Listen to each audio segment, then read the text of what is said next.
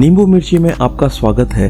आज मैं एक्सप्लेन करने जा रहा हूँ साल 2018 में रिलीज हुई फिल्म ADHD इज नेसेसरी। कहानी एक अजीब दुनिया की है जहाँ केवल सबसे अच्छे बच्चों और उनके परिवारों को ही जीवित रहने की अनुमति है, जबकि कमजोरों को गरीबी में जीने के लिए फेंक दिया जाता है।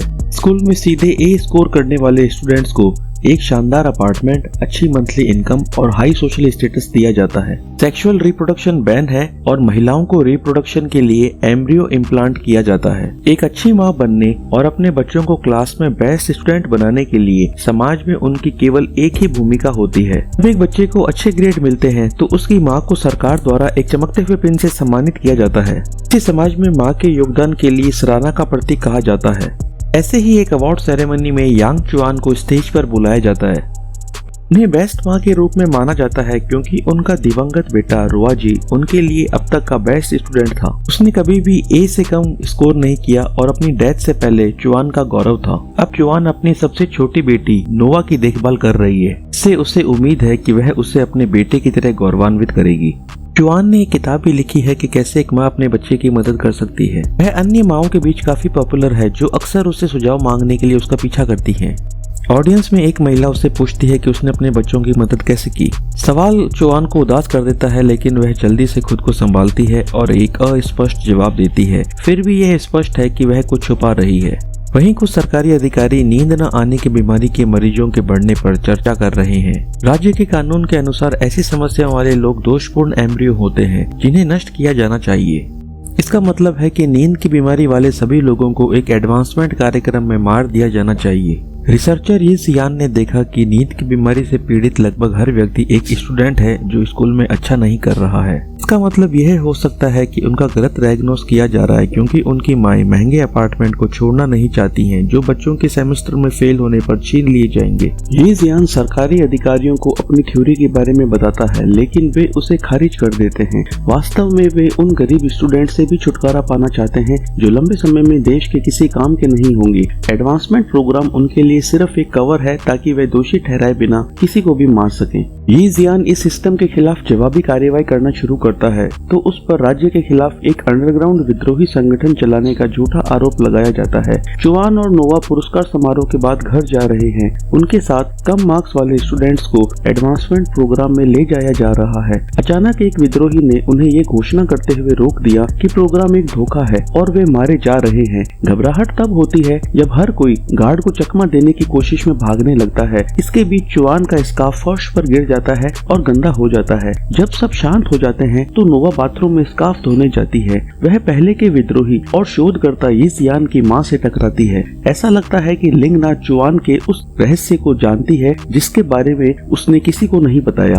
वह नोवा को एक ईयरिंग देती है और दावा करती है कि यह उसके दिवंगत भाई का गिफ्ट है। नोवा उलझन में है लेकिन वह गिफ्ट रख लेती है। बाद में वह एक बिल बोर्ड पर ब्रेकिंग न्यूज देखती है। रिसर्चर यी सियान एक अंडरग्राउंड विद्रोही संगठन चलाने का दोषी था, इसलिए उसे मार डाला गया। नोवा उसे उस महिला के रूप में पहचानती है जिससे वह कुछ मिनट पहले मिली थी। आमतौर पर नोवा अपनी माँ को अपनी लाइफ में होने वाली हर चीज के बारे में बता देती है, लेकिन वह इस बार ऐसा नहीं करती। अगले सीन में वह अपने प्राइवेट ट्यूटर के साथ घर पर है। हमें पता चलता है कि वह अपने दिवंगत भाई की तरह एक स्टूडेंट के रूप में अच्छी नहीं है। हर परीक्षा के साथ उसके ग्रेड चुआन की चिंता के लिए काफी गिर रहे हैं। अपने ग्रेड से अधिक वह इसके साथ आने वाले विशेषाधिकारों को खोने से डरती है। क्लास के बाद ट्यूटर चुआन से खुलकर कहता है कि नोवा अगले सेमेस्टर में फेल हो सकती है। इस वजह से चुआन के पिन की एक लाइट बंद हो जाती है। ट्यूटर बताता है कि यह उसकी बेटी के गिरते ग्रेड को इंडिकेट करता है। यदि नोवा ज्यादा पढ़ाई नहीं करती तो उसके पिन की सभी लाइट बंद हो जाएंगी और वह बेस्ट माँ के प्रिविलेजेस खो देगी। नोवा को सबक सिखाने के लिए वह उसे झुग्गी झोपड़ियों में ले आती है जहाँ कम ग्रेड वाले लोग रहते हैं। नोवा जो अपने जन्म से ही लग्जरियस लाइफ की आदी रही है, गंदी गलियों में स्ट्रेस में है। वह अपनी माँ की चिंता को समझती है और पूरी कोशिश कर रही है, लेकिन उसके ग्रेड्स हेल्प नहीं कर रहे। अगले सीन में चुआन ने ग्रोसरी स्टोर पर जाने के लिए अपना पिन बंद कर दिया। वह नहीं चाहती थी कि लोग उसके पिन की बुझती लाइट को नोटिस करें। हालांकि जैसे ही वह इसे नीचे रखती है एक अलार्म बंद हो जाता है और उसे राज्य में इसे फिर से चालू करने का आग्रह करता है। पिन एक माँ की जिम्मेदारी के बराबर है कि उसे हमेशा अपने साथ रखना चाहिए। ग्रोसरी स्टोर पर वह पिन छिपाने की पूरी कोशिश करती है, लेकिन एक साथी माँ ने इसे नोटिस कर लिया। फिर भी जब पूछा गया कि नोवा स्कूल में कैसा परफॉर्म कर रही है तो वह झूठ बोलती है कि वह अपने बेटे से भी बेहतर कर रही है। उसी दिन वह एक माँ को उसके बेटे के खराब ग्रेड के कारण अपार्टमेंट से बाहर निकालते हुए देखती है। अपने आप को महिला में देखकर और उसके जैसे फ्यूचर को देखकर अपनी पिन कसकर पकड़ लेती है। कुछ दिनों बाद उसके पिन की दूसरी लाइट बंद हो जाती है, जिससे पता चलता है कि नोवा ने कोई सुधार नहीं किया है। जुआन ये जानकर घबराने लगती है कि अगर उसे अपार्टमेंट से बाहर निकाल दिया गया तो उसे अपमानित किया जाएगा। उसके लिए कड़े कदम उठाने के लिए केवल विचार ही काफी है। स्कूल में अगले दिन नोवा अपने शांत और कंस्ट्रक्टिव बिहेवियर के विपरीत बिहेव करती है। वह बिना किसी कारण के लोगों को लताड़ती है और अपने बिहेवियर के लिए बुलाए जाने पर टीचर से बहस करती है। जब जुआन को घटना की सूचना मिलती है तो वह तुरंत अपनी बेटी को हॉस्पिटल ले आती है। नोवा पूरे दौरे के दौरान फिजूल खर्ची करती रहती है और सभी के प्रति असभ्य होती है। सिम्टम्स का मूल्यांकन करने के बाद डॉक्टर उसे ADHD के साथ डायग्नोज करते हैं। यह ऐसे विकारों में से है जिसके कारण नोवा को एक एडवांसमेंट प्रोग्राम में भेजा जाएगा, लेकिन कार्यक्रम के बारे में सच्चाई से अनजान वह इसके बारे में ज्यादा नहीं सोचती है। अगले दिन नोवा गलती से अपने टीचर को पैर में मार देती है। सिचुएशन को एक सिंपल सॉरी के साथ संभाला जा सकता था, लेकिन इसके बजाय वह उसे देखकर चले जाने के लिए कहती है। बहस तब और बढ़ जाती है जब टीचर ने उसका हाथ पकड़कर माफी मांगने का कहा। नोवा घबरा जाती है और बिल्डिंग के किनारे तक भाग जाती है और उसे कूदने की धमकी देती है। सौभाग्य से शी जियांग नाम का एक क्लासमेट उसे समय पर रोक देता है।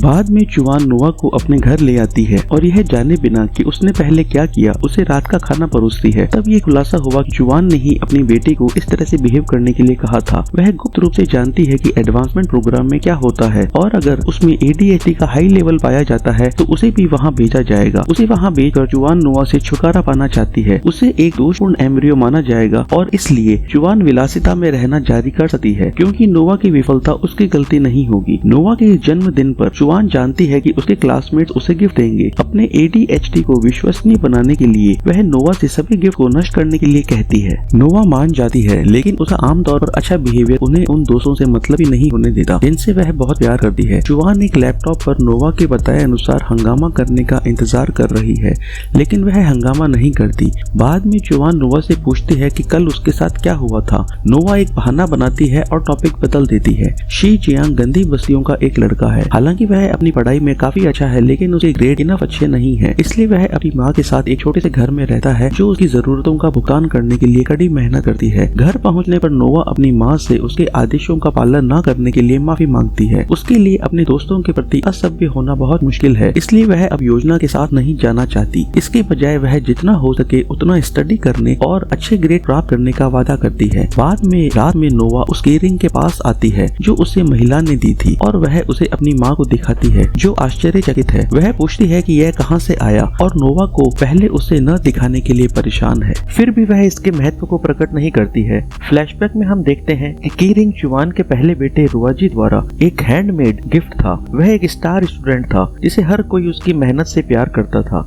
यही कारण है कि जुआन सफल होती है।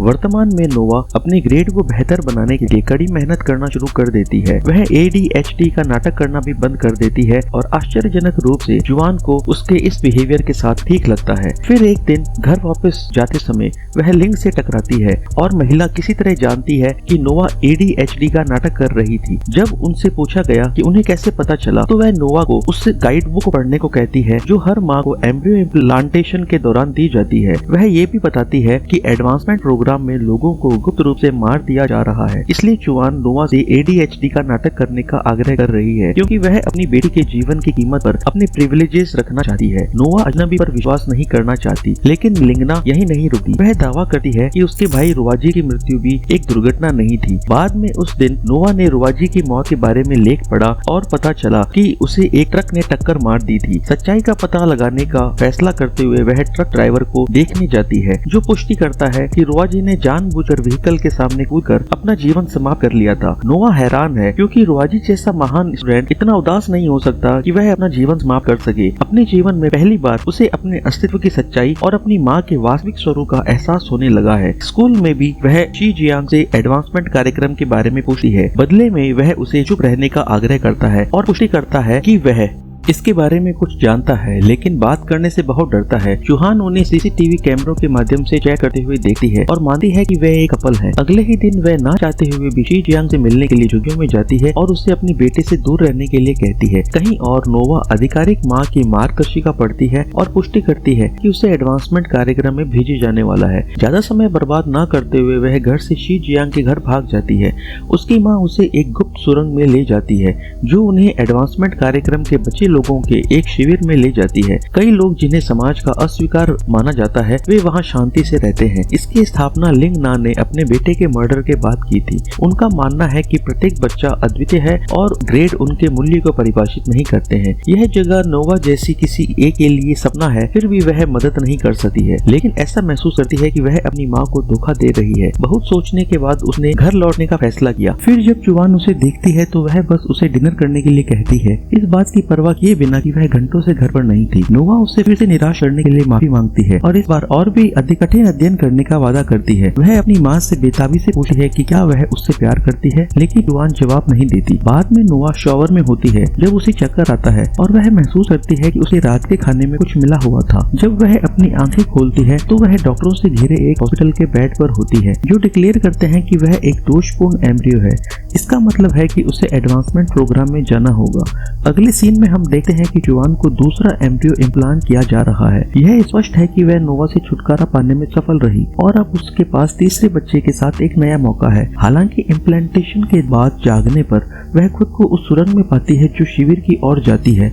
लिंगना उससे पूछती है कि क्या वह अपने दोनों बच्चों को मारने के बाद बहुत खुश है, लेकिन चुवान का कोई पछतावा नहीं है। वह केवल अपने तीसरे बच्चे पर ध्यान केंद्रित कर रही है, जिससे उसे उम्मीद है कि वह अंततः उसे गौरवान्वित करेगा। एक फ्लैशबैक में हम देखते हैं कि रुवाजी एक वुड वर्कर बनना चाहता था, लेकिन चूंकि उसे अच्छे ग्रेड थे, चुवान ने उसे अपने सपनों को पूरा करने की अनुमति नहीं दी। बेस्ट स्टूडेंट होने का दबाव उनके लिए बहुत अधिक था, जिसके कारण अंततः उसकी मृत्यु हो गई। वर्तमान में चुवान पुलिस को शिविर के बारे में सूचित करती है। इसमें सभी छात्रों को गिरफ्तार कर लिया जाता है। आखिरी सीन में चुवान अपनी नई किताब का प्रचार करने के लिए एक इंटरव्यू में है। जब उनसे एक बेस्ट बच्चे के डेवलपमेंट की सीक्रेट के बारे में पूछा गया तो उन्होंने दावा किया कि यदि आप वास्तव में कुछ करना चाहते हैं तो हमेशा एक रास्ता होता है, और यही फिल्म खत्म हो जाती है। मुझे आशा है कि यह आपको बहुत पसंद आई होगी। इस तरह की और फिल्मों के लिए सब्सक्राइब करें और हमारी मदद करने के लिए लाइक बटन दबाएं। अगर आप चाहते हैं कि हम आपकी फेवरेट फिल्म को एक्सप्लेन करें तो कमेंट में हमें बताएं। फिर मिलेंगे अगले वीडियो में। Take care.